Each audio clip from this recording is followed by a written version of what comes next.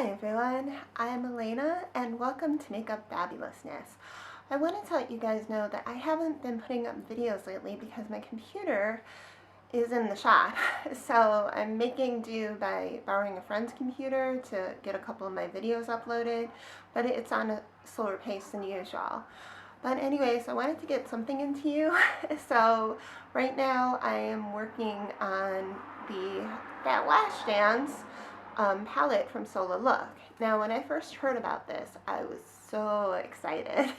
I really was, because for one, Flashdance was one of those movies that was my favorite movies when I was younger, and I just loved the movie. It had so much heart, and it was just a simple story that was well written and had great music, and it was just a wonderful, wonderful movie. So when I found out that Sola Look made a special palette centered around the movie, I was so excited. I mean, as you can see, this is the front, and it's basically the copy of the movie poster. On the back, it has one of the infamous shots you would associate from the movie. And then when you open it up, you get 4 huge colors, and it has a mirror, which is a nice size. I'd say it's 4 by 4. And the palette sizes are 0.14 ounces, which is equivalent to 4 grams each. So you're getting a lot of product. The colors are Alex, Genie, Maniac, and Passion. Now these colors look like they're great for almost any skin tone, and I am wearing them today. I put them on at 11, and it's roughly about 5 p.m. now. So I've been wearing them for about 6 hours, and if I close my eyes, I will show you. It's still holding up. You can still see the differentiations in the color, but they're not very pigmented. That would probably be the biggest drawback of the palette that I've come across, and I really can't just say it without showing you. So what I'm going to do is swatch this with my fingers and then give you a quick brush swatch. So let's start with Alex. This is a beautiful, well, you can see it's like a beautiful medium beige. This is a fantastic transition color, and when I swatch it, that's just one swatch, okay? So you can see you get a lot of pigment when you swatch it. Genie, however, it swatches so much differently. Now, it's not as soft as Alex, so you can see it on my finger. It's pretty colorful. But then when I go to swatch it, I'm going to actually swatch it this way, because it'll be easier for you guys to see. It swatches pretty decent, okay? But it's just not as even of a swatch. I guess Alex isn't either. But when you use brushes with these, it comes across as much lighter. Okay, next I'm going to try Maniac, which is like a really dark plum.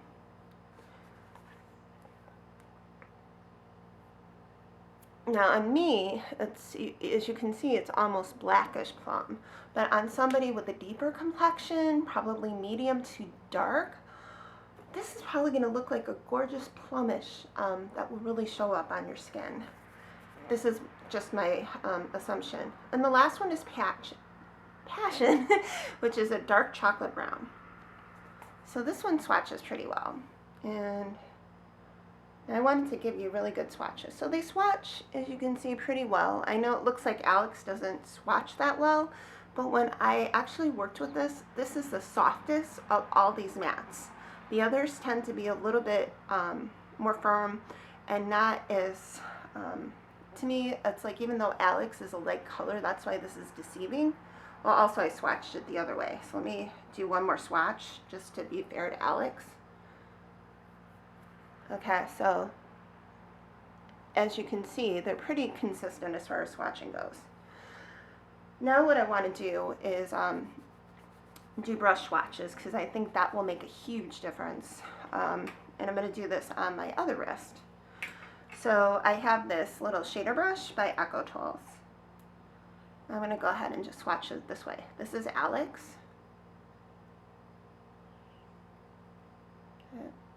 Oh, wrong side. Okay, so that's Alex. The next one is Genie.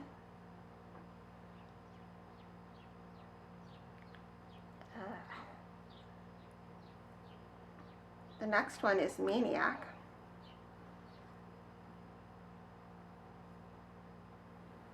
And I'm going to need a fresh one because I really want to keep the colors pure. So I'm taking my Earth Therapeutics Shooter brush and get passion with it.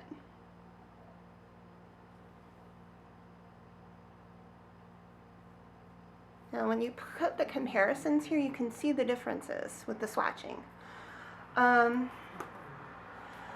So I've learned the hard way, this isn't a type of shadow that's buildable. And I don't think it's a deficiency in the shadow. I think it's a big reason is it has no talc, it has no parabens, and not that you need parabens to make a great eyeshadow, you don't. But maybe there isn't enough to bind it to have this pigmentation show when you're using the brush. I mean, as you can see, it's like night and day with the brush, with the swatches that I did with my finger and the swatches that I did with the brush. You need a primer with this, big time. And I put 3 colors on. I put Alex basically all over my lid. I then used Genie in the crease, and then I accented with Passion. And it's a very soft look, but I think you can work it up. Do I think this is a palette for everyone? Not really. I think if you want really, these come across as very bold colors to me that are going to give you a powerful punch. So if you want bold colors, you're not going to get this from this. I don't know about darker skin tones because I can only go off of what I've done for myself. But I do think this is a palette that can work well with others. I think that the colors by themselves work well, but when you blend them, one, if you don't apply them correctly with really clean brushes, they will muddy into each other and pick up other colors. It's like, they're like sponges and absorb the other colors. 2, you have to be very selective on how you define them, use the colors to define. You know, a lot of times I can put like one color all over my lid and layer the colors on. With this, it doesn't work as well. So that's something to consider. If you're a little bit more of a newbie as far as doing eyeshadow stuff, this is something, you know, for $32, you know, the amount of shadow you get is excellent. But if you're not like super familiar or super like comfortable with doing, you know, you have to really build this up. For me, it doesn't build up well because the colors will muddy together. You need a light hand and you need to really work on the definition and then do light blending. If you overblend, you're in muddy territory. So for me, this is a mixed bag. I can't give it a huge rating. I have to give it like maybe a 2.5 out of 5. I wish, you know, the packaging, if it was just for the packaging, I would give it a 5. If it was just for the way the shadows looked, I would give it a 5. But really, I was so excited about this too. Will I be able to use it? Yes, most definitely. But it's something you need to take your time with to get the look the way you want it to. It can give you a soft look. I was impressed that considering that I have a light complexion, these didn't make me look like I was wearing cloud makeup for my eyes. So I think this is best for people who want a subtle look with mattes and don't want a huge drawn out or a huge like bold look. However, if you want more pigment, or if, you know, like as you can see, it looks one way with your finger and another way with the brush swatch. So really, it's a personal preference. If you can handle less pigmented shadows, go for this. But I think there's just so many palettes out there that have mattes that are so much more pigmented that I think this is ideal for people who just truly want a subtle look in their shadows. You need primer with it. It's not, for me, it did not build well. It might have been my type of eyelids or something like that. Anyways, those are my genuine thoughts. If you'd like to see more videos like this, please hit like or subscribe. And I thank you all for coming and sharing your time with me. And if you'd like to share this with your friends, that would be great as well. And I thank you for joining me. And just remember, don't let anyone show your fabulousness. Okay, have a great evening. Bye-bye.